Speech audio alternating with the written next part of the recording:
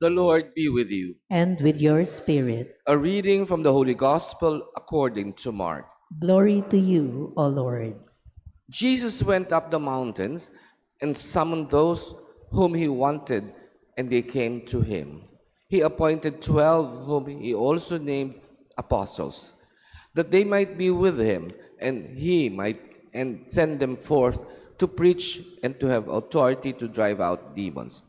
He appointed the 12, Simon, whom he named Peter, James, son of Zebedee, and John, the brother of James, whom he named Boanerges, that is, son of thunder. Andrew, Philip, Bartholomew, Matthew, Thomas, James, and the son of Alphaeus, Thaddeus, Simon of the Canaanian, and Judas Iscariot, who betrayed him. The Gospel of the Lord. Praise to you, Lord Jesus Christ. Please be seated.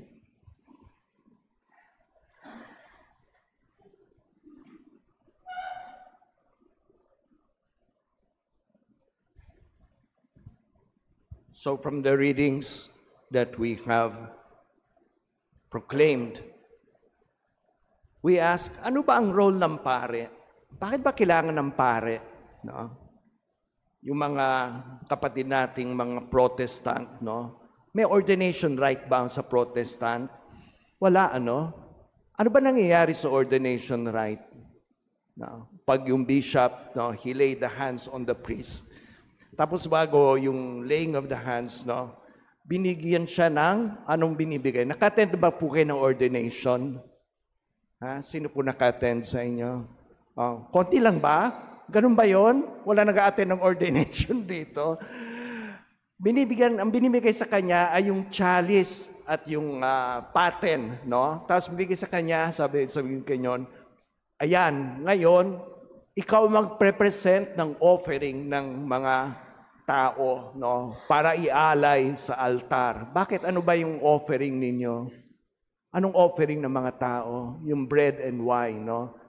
That it will become the body and blood of Christ. So, we are one in that offering, no? Kailangan ba natin ng pare? We need them, no? Kasi kailangan talaga someone to lead the people. Ang role ng pare is to instruct them, no? Nung naging deacon si pare, binigyan siya ng gospel, no?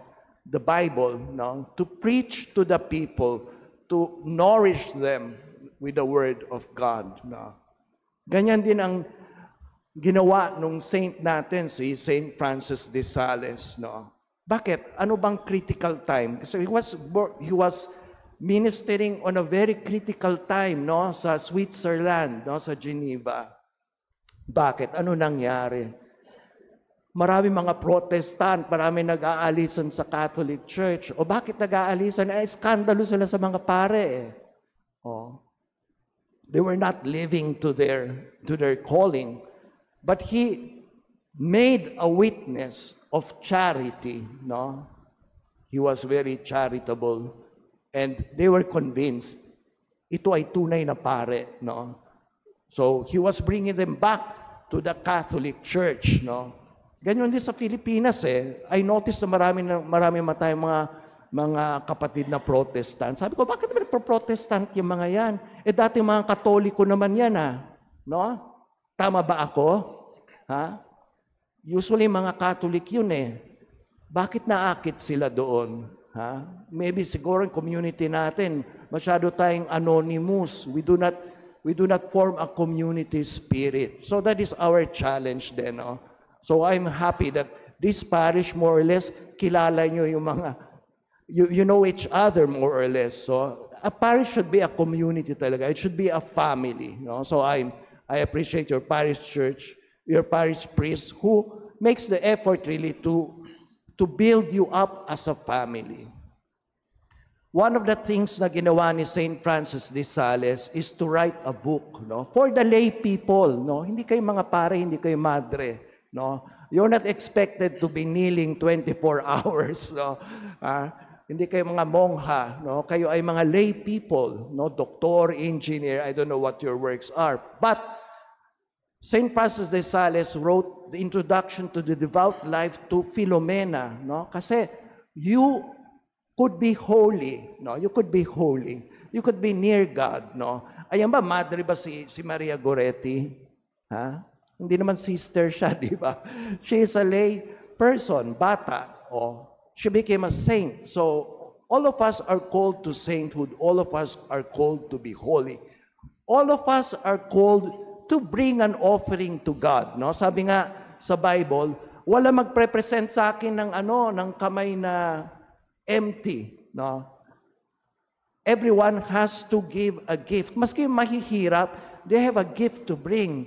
Maganda nga yung concept sa Bible na yon kasi ibig sabihin, tinutulungan ng mga mahirap. Even ng mahihirap na tao could present something to God, no? Maski arena, no? Arena is the simplest gift that a poor person could give, no? So, yung priest ng Old Testament, pag he is offering the gifts, tinitignan niya, tama ba yung offering mo, sister? Naku, sister, huwag ka naman mag-offering ng tupa na yan, bulag yan. No? Hindi magandang offering sa Diyos yan. What you give to God is supposed to be perfect. No? It has to be good. No? Kaya yung mga offering ng tupa, yung mga offering ng mga baka, kailangan maganda. Huwag mo kung offering ng pilay na baka, no? Yung ayaw mo na, yung patapon na, no? Huwag ka mag-offer ng arena na may amag. Hindi maari yun, no? So yun ang role ng priest. Tama ba yung ino-offer mo? Ha? Maganda ba yan? Perfect ba yan? Talaga bang sacrifice yan? Pinaghirapan mo ba yan to offer it to God, no? Kasi pag hindi, it could not be accepted, no? Sinong offering natin dito? Sinong ino-offer natin? Jesus Christ Himself. So in the Eucharist, ibang priesthood ni Jesus Christ. He is offering Himself to the Father as the pure offering. Walang defekto, hindi bulag, hindi pilay. No? The most perfect offering that we give is Jesus Christ. Ano nangyayari sa misa? He is associating us. Yung prayers natin would have value if it is united to Him. No? Kaya nga, ano bang offering? Bakit tayo nag-offer? Why do you give a gift? Kasi nagmamahal ka. At pag nagmamahal ka, bibigay mo yung something precious. No? So the Feast of the Sacred Heart is important because Jesus is telling us, I love you to this point to have offered myself to you on the cross. Ayan. God offered Himself. He became man so that our offering would be united to Him. Yun ang great mystery ng Eucharist. Nakakaawa naman yung mga Katoliko, minsan hindi na naiintindihan yung ginagawa natin. No? That is the best offering. We could not compare with that offering. No? But Jesus said, offer your prayers to me. Offer yourself to me. I will make them pure. No?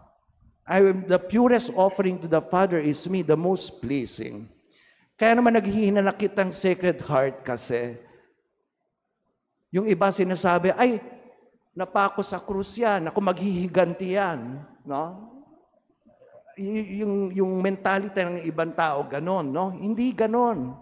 He really offered Himself. He did not hate on the cross. Ngayon, pag sinasabi natin, siguro hindi ako mahal ng Diyos kasi hindi ako perfect. Hindi totoo yun.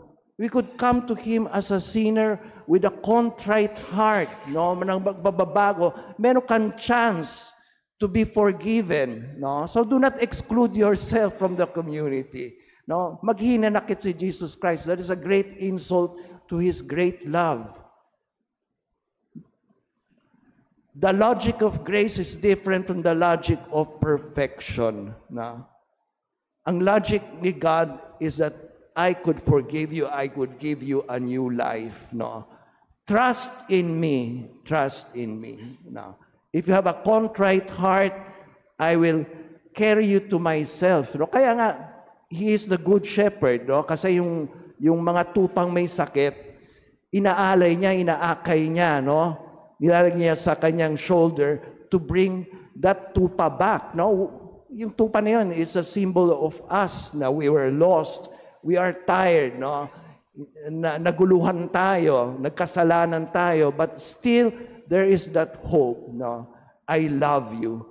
The only thing that Jesus is asking, mahal mo ba ako? Do you love me? Kasi if we love Him, everything will become all right, no?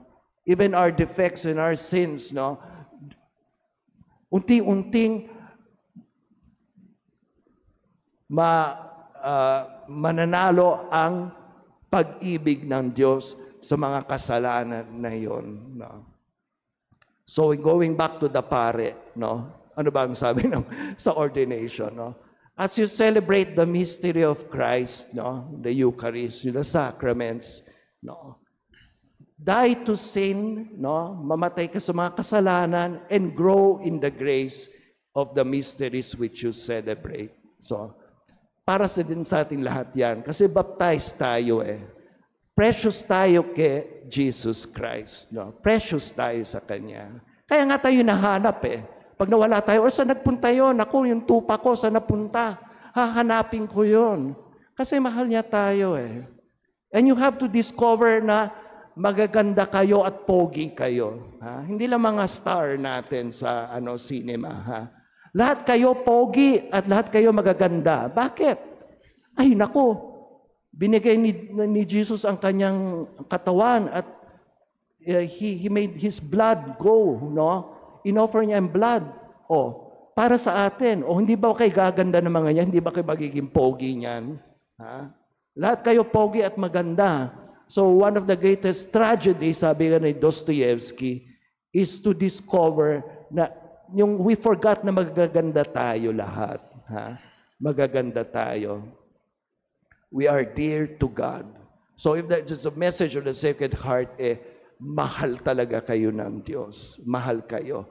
Huwag yung sasabihin na hindi kayo mahal ng Diyos. That is a great, great wound to the Sacred Heart. No? Ba't yung sinasabi hindi ko kayo mahal? No?